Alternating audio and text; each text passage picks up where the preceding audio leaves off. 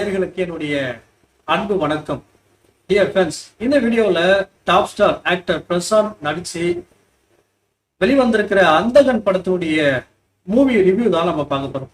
இந்த படம் அவருடைய ரசிகர்களுக்கு ஒரு ட்ரீட்டா இருந்துச்சா இல்லையா? இது உண்மையாவே அவருக்கு ஒரு கம்பேக் படம் தானா?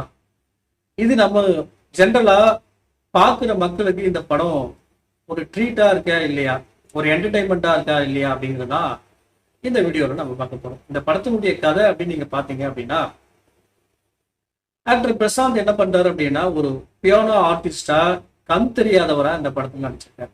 ஸோ அப்படி இருக்கிற சூழ்நிலையில பிரியா ஆனந்த் அப்படி அவங்களுடைய நட்பு கிடைக்குது. அந்த நட்பின் மூலமா பிரியா ஆனந்த் ஒர்க் பண்ற அந்த பார்ல இவருக்கு ஒரு வேலை கிடைக்குது. அந்த வேலையின் மூலமா அவருக்கு ஒரு குறிப்பிட்ட வருமானம் கிடைக்குது. அந்த வருமானத்தை வச்சு அவர் லண்டன் போறதுக்காக முயற்சி பண்றாரு. ஸோ அந்த சூழ்நிலையில கார்த்திக் அவருடைய அறிமுகம் கிடைக்குது. அந்த அறிமுகத்தின் மூலமா கார்த்தி என்ன பண்றாரு அப்படின்னா, தன்னுடைய திருமண நாள் அன்னைக்கு அவரை சர்ப்ரைஸ் பண்றதுக்காக தன்னுடைய வீட்டுக்கு அழைக்கிறார். ஸோ கார்த்தியினுடைய வீட்டுக்கு சென்ற பிரசாந்துக்கு அங்க ஒரு மிகப்பெரிய அதிர்ச்சியை காத்திருக்கு. என்ன அதிர்ச்சி அப்படின்னா, அந்த இடத்துல கார்த்தி கொலை செய்யப்பட்டு இருக்கார். அந்த கொலையை செஞ்சது யார் அப்படின்னா, அவருடைய மனைவியான சிம்ரனும் சமுத்திரக்கனியும் தான் கார்த்திகை கொடூரமா கொலை செய்வாங்க. அந்த கொலையை பார்த்த பிரசாந்துக்கு பயங்கரமான அதிர்ச்சியா இருக்கும். அவருதான் கண்ணு தெரியாது, அவர் எப்படி அந்த கொலையை பார்த்தார் அப்படின்னு நீங்க கேட்கலாம். அதுதான் இல்லைங்க, அவர் கண்ணு தெரியும். ஆக்சுவலா கண்ணு தெரியாதவர் போல இந்த படத்துக்கு நடிப்பார்.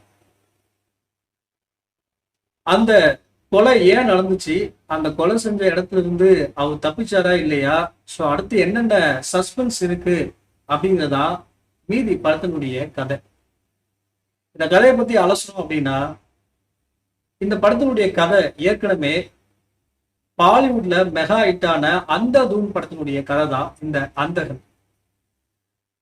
டைரக்டர் தியாகராஜன் இந்த கதையில எந்த விதமான மாற்றமும் செய்யாம அப்படியே பாண்டிச்சேரி லொகேஷன்ல அந்த கதையை அப்படியே தத்ரூபமா எடுத்திருக்காரு.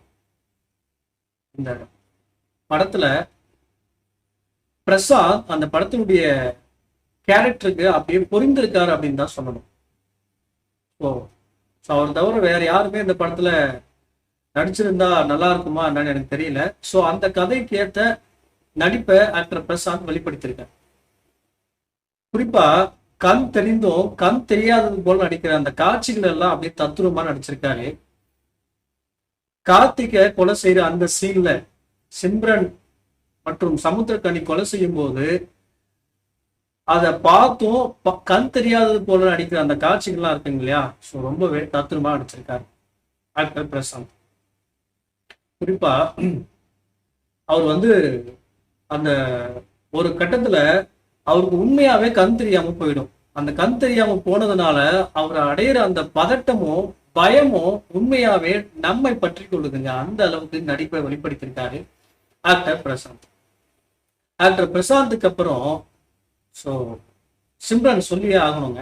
ஆக்சுவலா என்ன பண்ணுவாங்க, ஹீரோயின்லாம் டூயட் ரோலுக்கு ஒரு பாட்டு பாடிட்டு போவாங்க. இந்த படத்துல ஒரு சீரியல் கில்லரா மிரட்டிருக்காங்க அப்படின்னு தான் சொல்லணும். அந்த அளவுக்கு பயங்கரமா நடிச்சிருக்காங்க. குறிப்பா சொல்லணும் அப்படின்னா, KS ரவிக்குமாரை கொலை செய்யற அந்த காட்சியில சிம்ரன் தன்னுடைய கொடூர குணத்தின் உச்சத்தை காட்டியிருப்பாங்க. அவ்வளவு ஒரு மோசமான நடிப்பை வெளிப்படுத்தியிருப்பாங்க. ஸோ ஒரு கில்லரா, ஒரு சீரியல் கில்லரா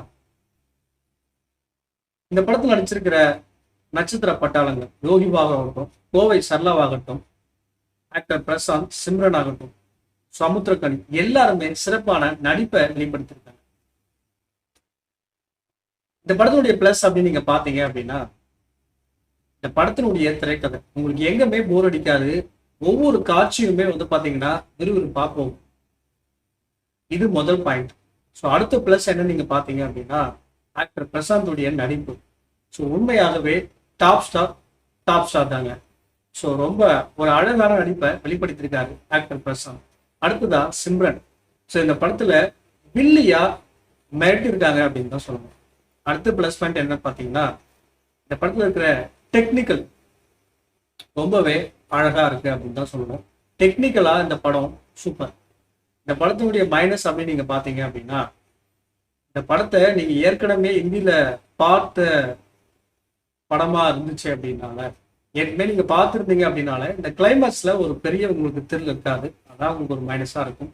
இந்த படத்தை முதல் முறையா பாக்குறீங்க அப்படின்னா விறுவிறுப்பான ஒரு சூப்பர் ஹிட் த்ரில்லான ஒரு படமா உங்களுக்கு இருக்கு. இந்த படத்துக்கு நான் கொடுக்குற ரேட்டிங் என்ன அப்படின்னா 5 to 3.5. இந்த படம் வந்து ஒரு கம்பேக் படமா அப்படின்னா நீங்க கேட்டீங்க அப்படின்னா ஆக்டர் பிரசாந்துக்கு இது உண்மையான ஒரு கம்பேக் படம் அப்படின்னு சொல்லலாம்.